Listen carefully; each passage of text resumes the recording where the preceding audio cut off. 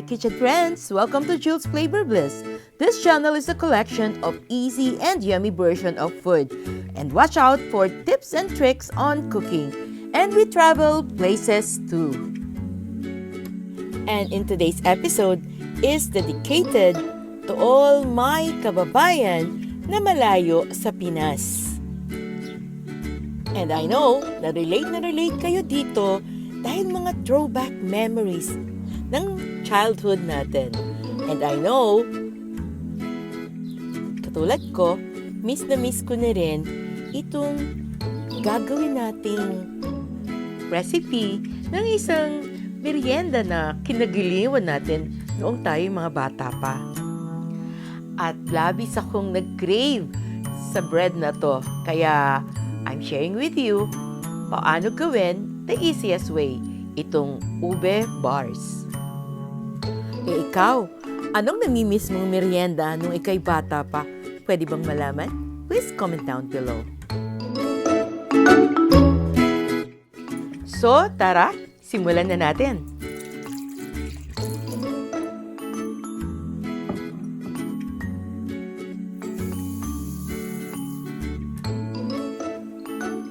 And here's the tip number 1. Need po nating tunawin maigi ang sugar bago po natin i-combine ang ating flour. Kasi meron itong magandang effect sa texture ng ating dough.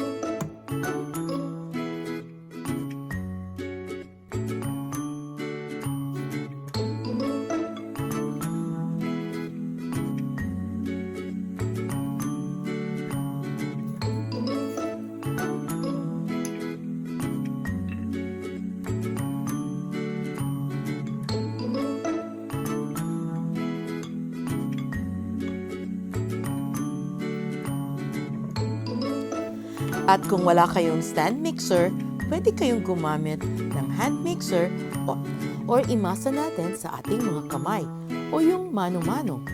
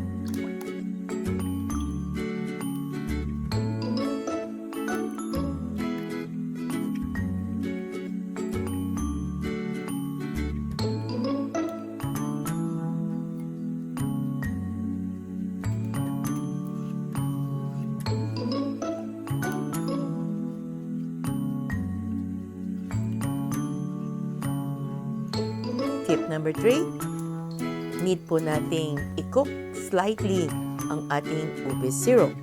Kasi gusto nating maging malinamnam o banayad ang lasa ng ating ube flavor.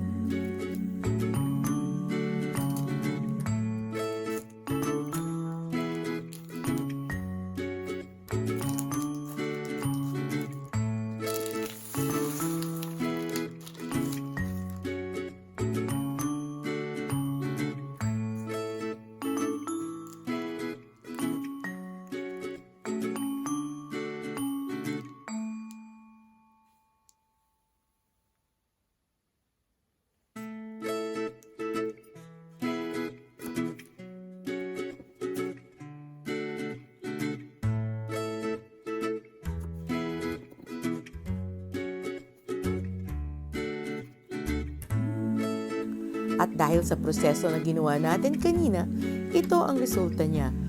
Still, soft pa rin siya, pero hindi siya buhaghag. At lubhang kailangan natin ang ganitong texture para hindi siya maging soggy at mabilis madurog habang idinidip natin siya sa ating ube syrup.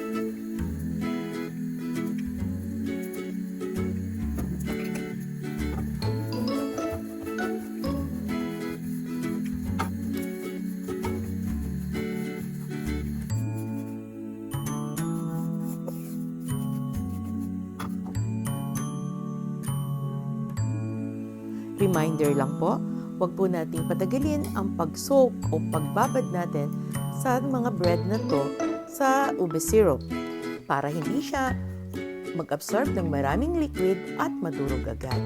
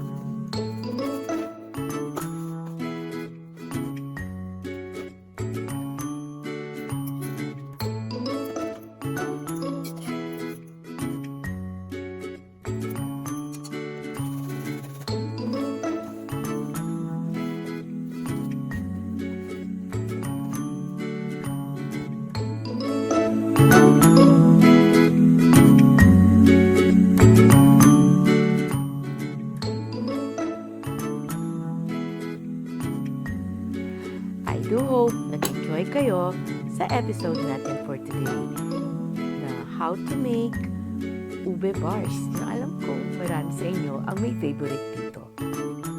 So until next week, para sa isa uling throwback memories ng ating mga kabataan na favorite nating mga merienda. And it's shoutout times sa mga suki natin dyan sa Baguio City, especially to Miss Carol Dulay. Hello! And please, subscribe to our channel para naman po lalo kaming ganahan na mag-research ng mga paborito nating merienda during ng mga kabataan natin. So thanks for watching. Please do take care of yourself. Stay well. God bless. Bye!